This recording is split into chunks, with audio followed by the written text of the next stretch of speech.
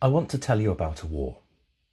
Not the ones we've talked about in this series, not Gaza or the culture war or the algorithm's war on your attention.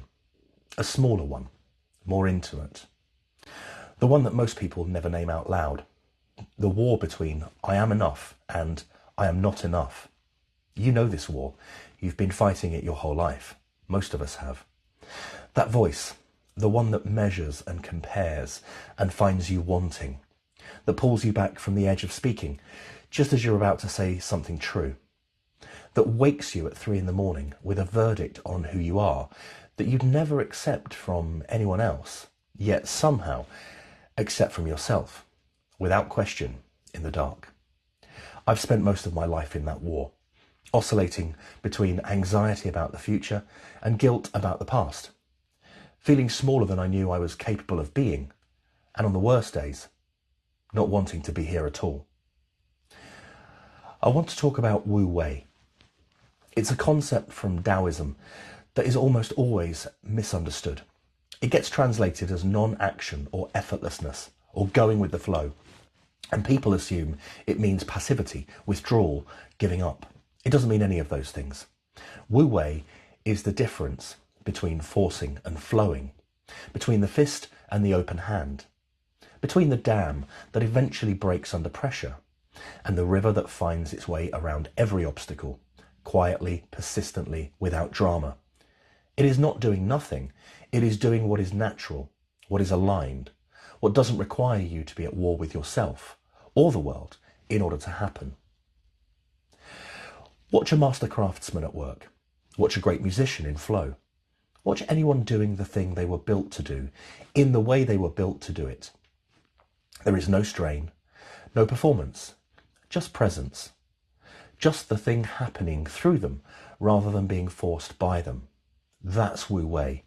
And it's available to all of us, not as a permanent state of enlightened serenity, but as a direction of travel, a way of orienting. Here's what I've learned about it in my own life. Imperfectly, partially, still learning. The war between enough and not enough doesn't end. I don't think it's supposed to. But something shifts when you stop trying to win it.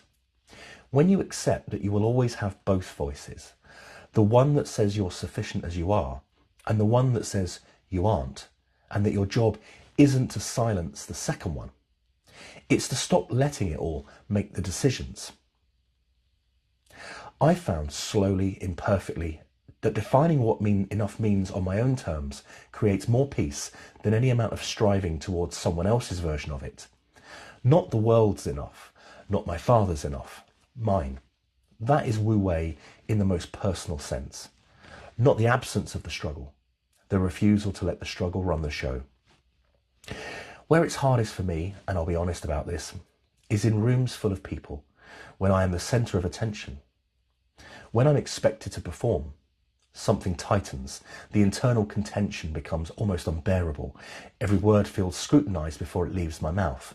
And yet, here I am, on camera, episode 10, speaking to strangers about the most personal things I know. And something about that, the deliberate chosen vulnerability of this, feels closer to Wu Wei than anything I've managed in a boardroom or a meeting room or a presentation. Because this is aligned. This is the thing flowing through me rather than being forced by me. This is what happens when you stop fighting who you are and start moving in the direction you were always supposed to go. Throughout this series, we've looked at the wars outside us, the geopolitical ones, the psychological ones, the digital ones, the generational ones. And in every case, every single one, the Taoist answer has been the same. Force creates counterforce. Contention feeds contention. The harder you grip, the more escapes you. The more you fight the river, the more exhausted you become, while the river continues to flow. The invitation in geopolitics, in grief, in the algorithm, in the silence we carry, in the war between enough and not enough, is always the same. Stop fighting what is, not in resignation, not in passivity, but in the clear-eyed recognition that some things cannot be forced, and that the energy spent forcing them is energy taken from the things that can actually flow. Water doesn't force its way through rock, it finds the crack, And over time, patient, persistent, unhurried, it makes the Grand Canyon. Be the water. The Tao Te Ching closes, and I want to close Series 1 with something that has stayed with me since I first encountered it.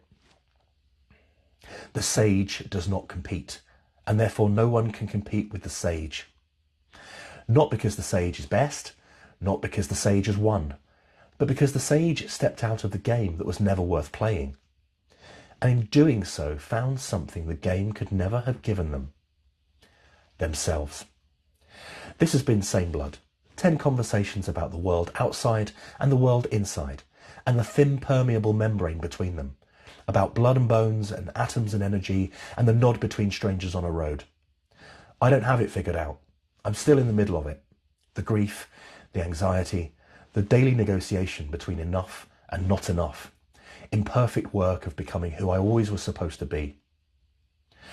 But I'm here, speaking, moving in the direction that feels true. That's Wu Wei. That's all it ever was.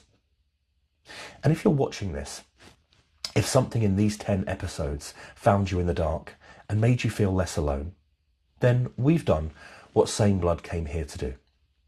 Not to solve anything, not to win anything, just to find each other. Same blood.